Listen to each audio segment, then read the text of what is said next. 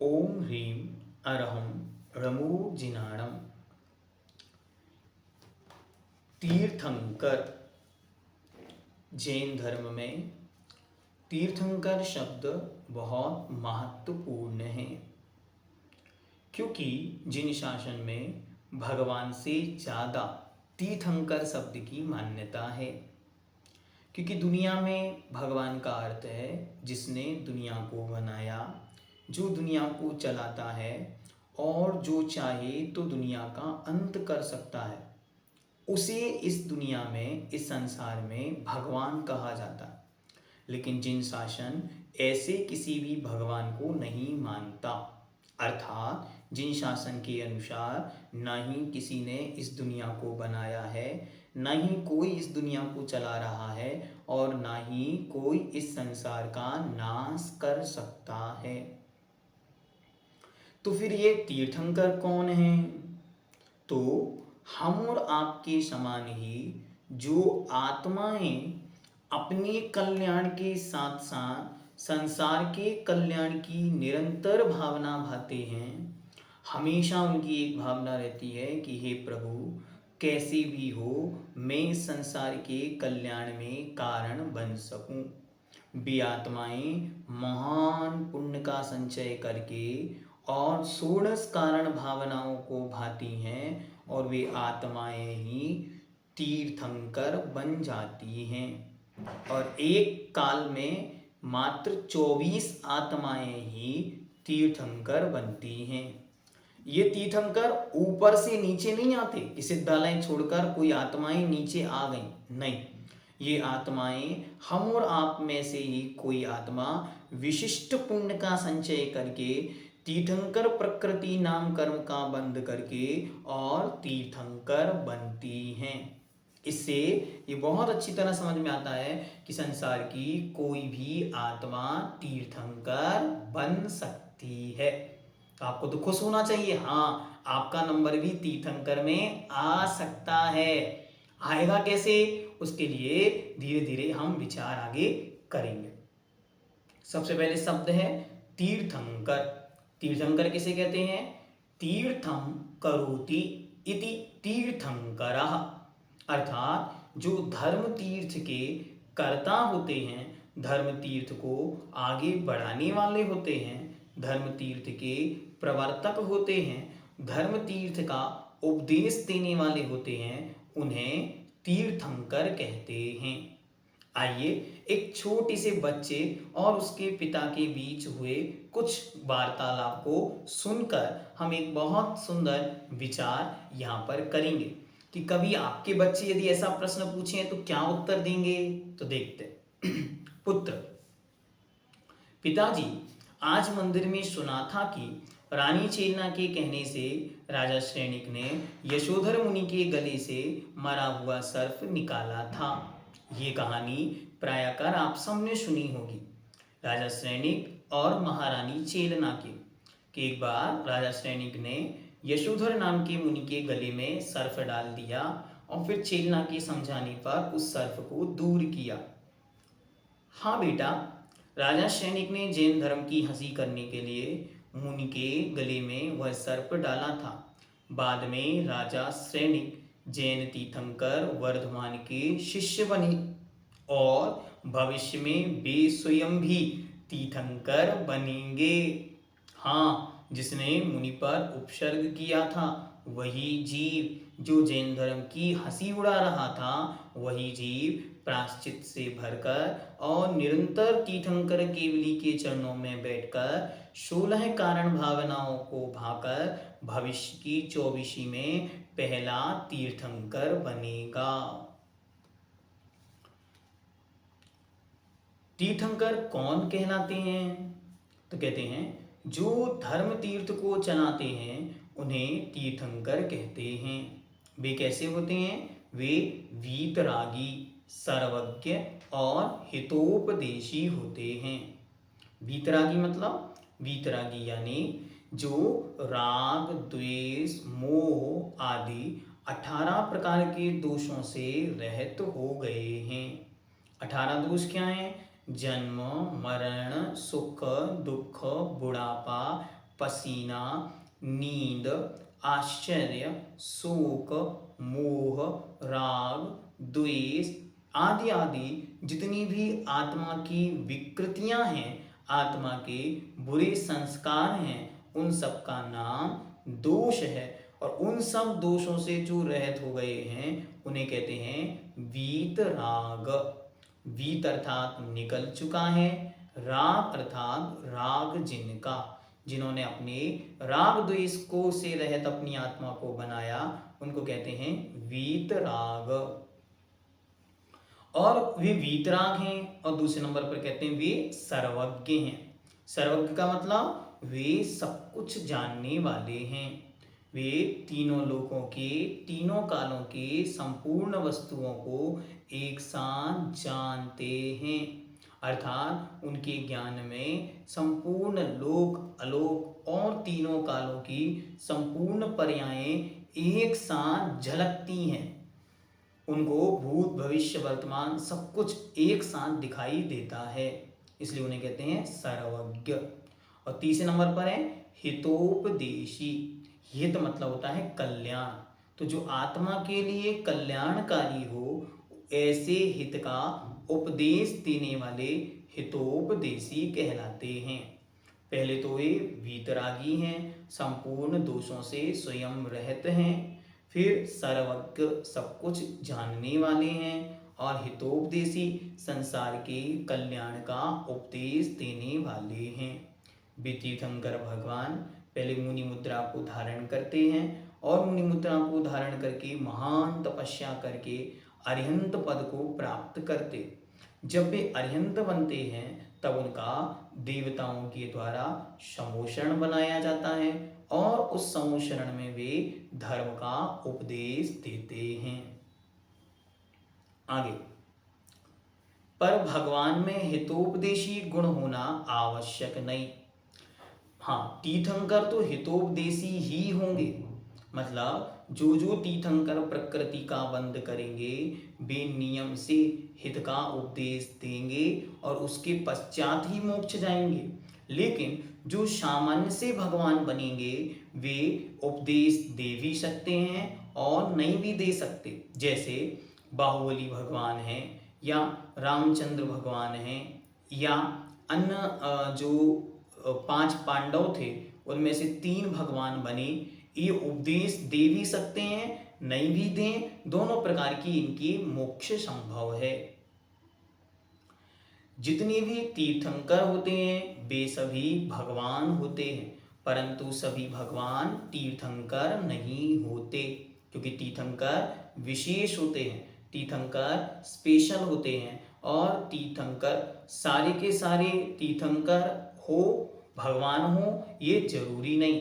लेकिन जितने जितने भी तीर्थंकर हैं वे सब भगवान होते हैं। जैसे भरत हैं, बाहुबली हैं, पांडव आदि 3 पांडव हैं, और भी अन्य जो जीव मोक्ष गए, गज कुमार हैं, प्रद्युम्न कुमार हैं, शंभु कुमार हैं, और भी आदि जो इंद्रभूति, गौतम गढ़धर महाराज हैं, अन्य जो हुए, ये सब भगवान तो बने, केवल ज्ञान प्राप्त करके केवली तो बने, लेकिन यह तीर्थंकर नहीं है। तीर्थंकर तो मात्र 24 ही होते हैं। अब प्रश्न पूछता है वह कल्याणक किसे कहते हैं? तो कहते हैं,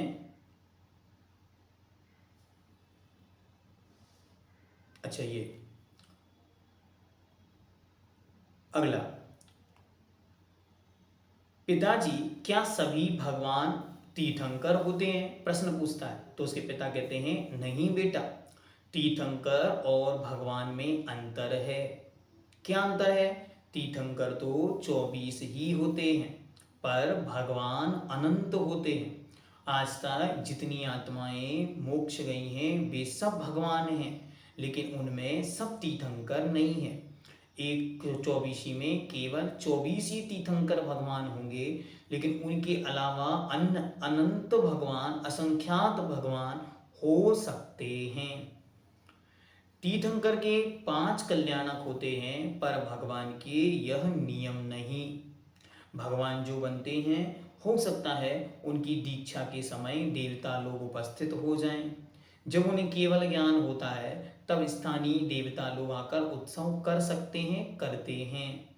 जब उन्हें मोक्ष होता है उस समय भी ये जो स्थानीय देवी देवता हैं या यक्ष यक्षिणी हैं वे उनकी पूजन उपासना जो क्षेत्र के देवी देवता हैं वो उनकी पूजन उपासना कर सकते हैं, करते भी हैं, और नहीं भी करें तो भी वे बिना पंच कल्याणक के भी मोक्ष जाते हैं।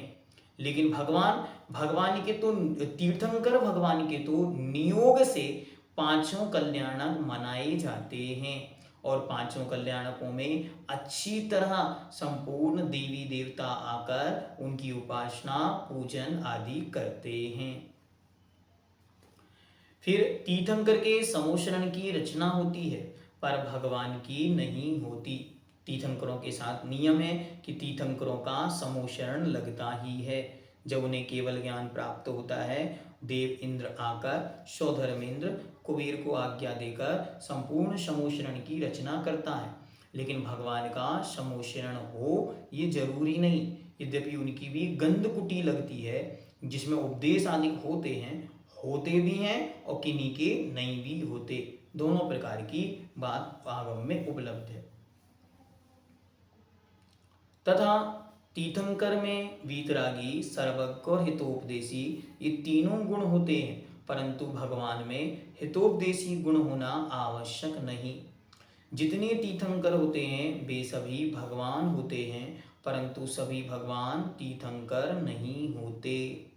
अब उन्होंने कहा तीर्थंकर के 5 कल्याणक होते हैं। तो बच्चा प्रश्न पूछता है पिताजी कल्याणक किसे कहते हैं? तो कहते हैं इंद्र आदि के द्वारा गर्भ, जन्म आदि के समय मनाए जाने वाले विशेष उत्सव को कल्याणक कहते हैं।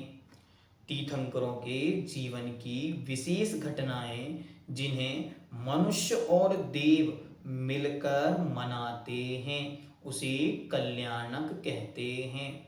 जो विशेष होती हैं, विशेष घटनाएं जिनमें देवता लोग अपनी सक्रियता के साथ उन्हें मनाने इस धरती पर आते हैं वह कल्याणक कहलाते हैं।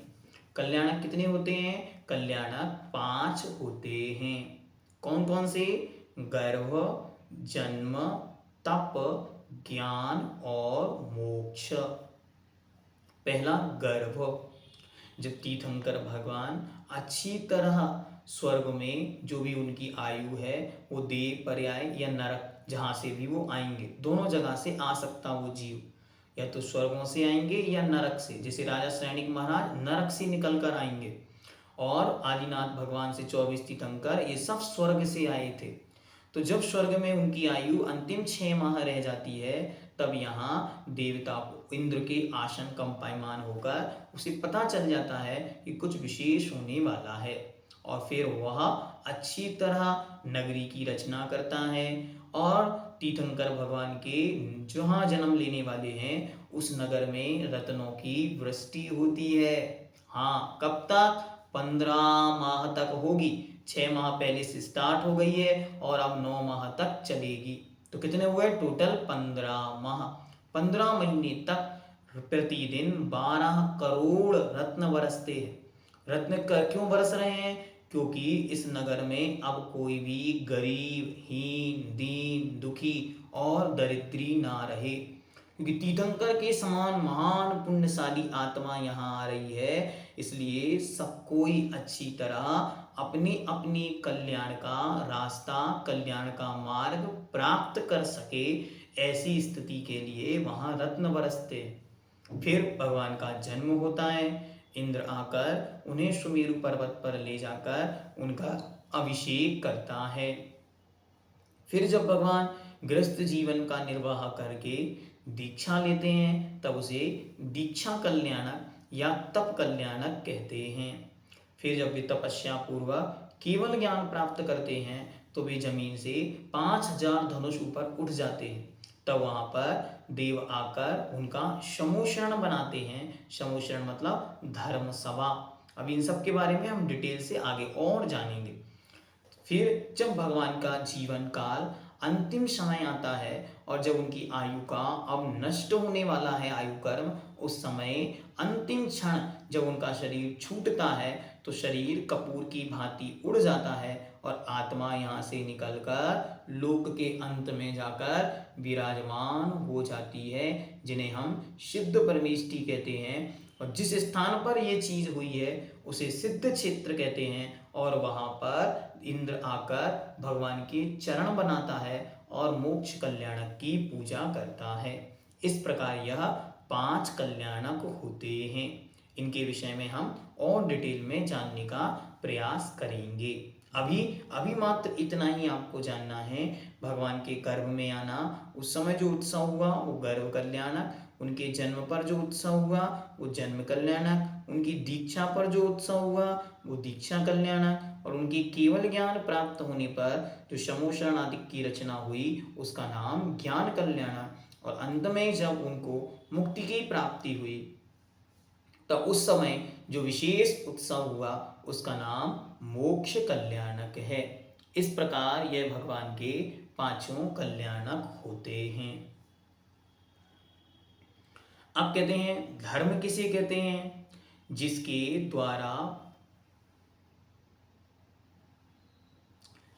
द्वारा प्राणी संसार के दुखों से छूटकर उत्तम सुखों को प्राप्त करता है उसे धर्म कहते हैं। जिसके द्वारा प्राणी संसार के दुखों से छूटकर उत्तम सुखों को प्राप्त करता है उसे धर्म कहते हैं। जिसके द्वारा प्राणी संसार के दुखों से छूटकर उत्तम सुख को प्राप्त करता है उसे धर्म कहते हैं। यो धरति उत्तमे सुखे सधर्मः संसार दुखतः सत्वान, अर्थात संसार में पड़े हुए जीवों को दुखों से निकालकर जो शाश्वत सुख में, मोक्ष रूपी सुख में पहुंचाता है उसका नाम धर्म है। जिसको धारण करने से धार्यते इति धर्म, जिसे धारण करने से आत्मा पवित्र होती है, निर्मल होती है, शांत होती है, उसका नाम धर्म है। और उस धर्म का जो उपदेश देते हैं, उस धर्म को जो आगे बढ़ाते हैं, उनका नाम तीर्थंकर होता है।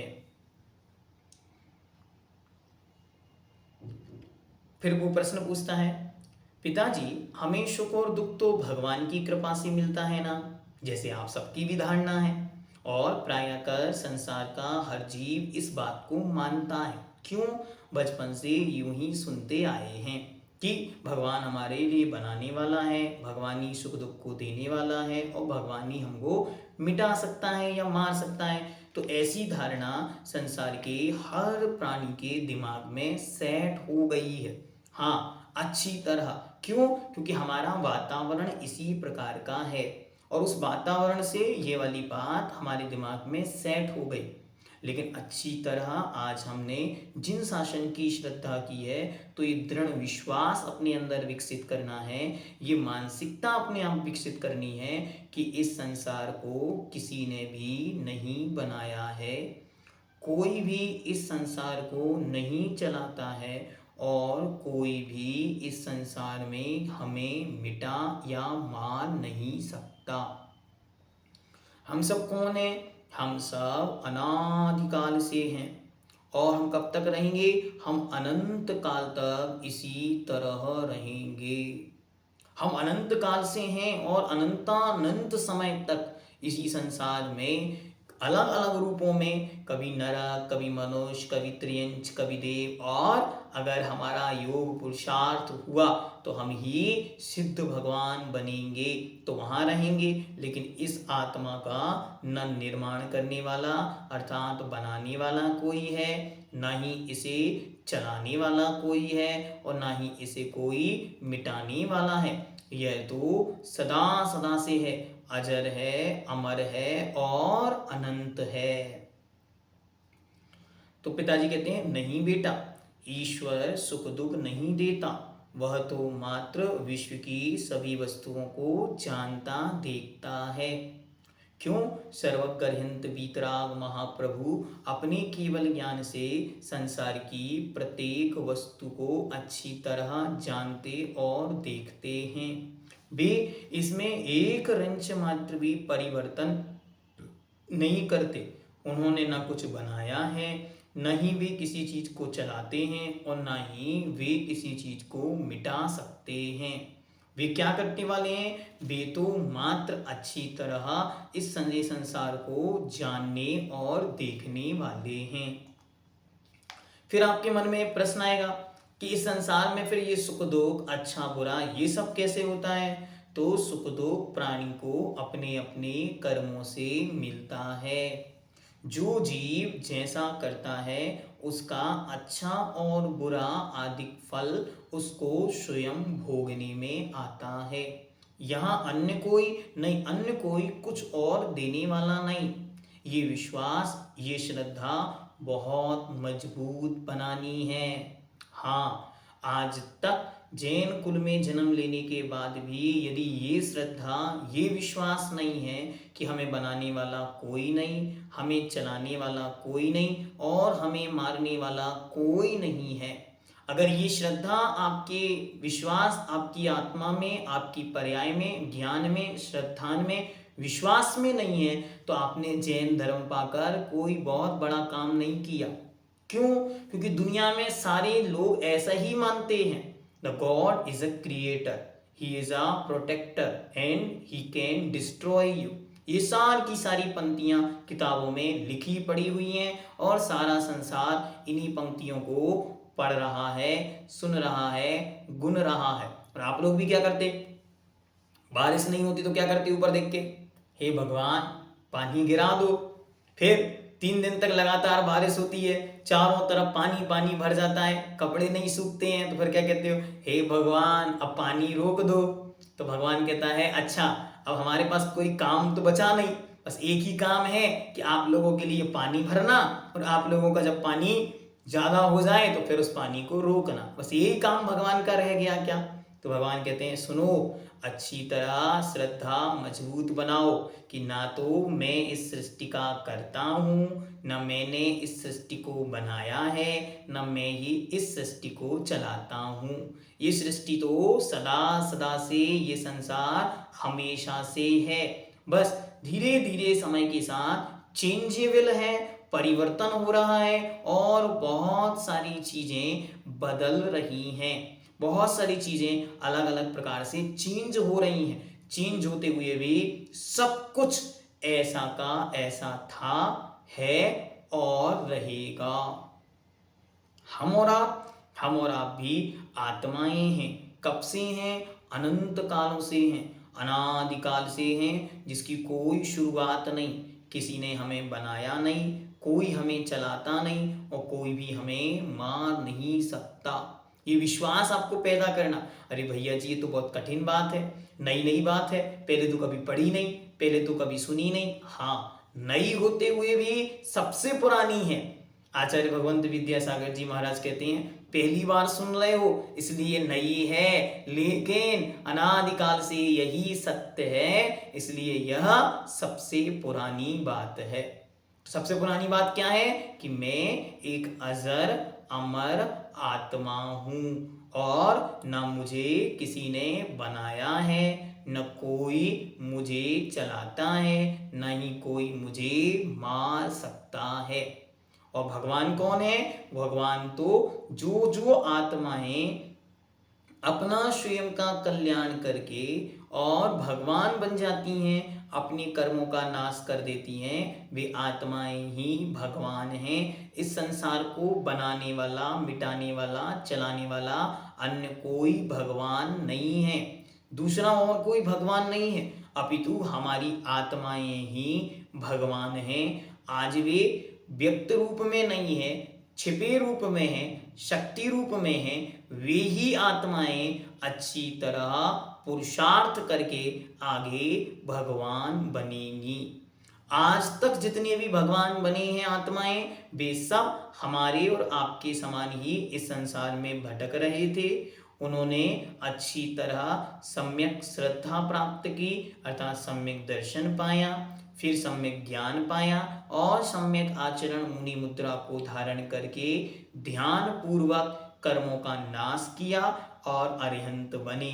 और वही अरिहंत आयु कर्म को नाश करके अघातियां कर्मों को नाश करके सिद्ध बने और सिद्ध बनकर अब सदा सदा के लिए मोक्ष में चले गए। वहां से लौटकर अब भी वहां से लौटकर यहां कभी नहीं आएंगे। तो आप लोग क्या करते हो? हाँ, कभी वीर बन के, कभी महावीर बन के और चले आना प्रभु जी, चले आना। और प्रभु जी क्या कह रहे हैं? अच्छा, अगर नीचे इतना ही कुछ काम बाकी था तो हम ऊपर आए ही क्यों?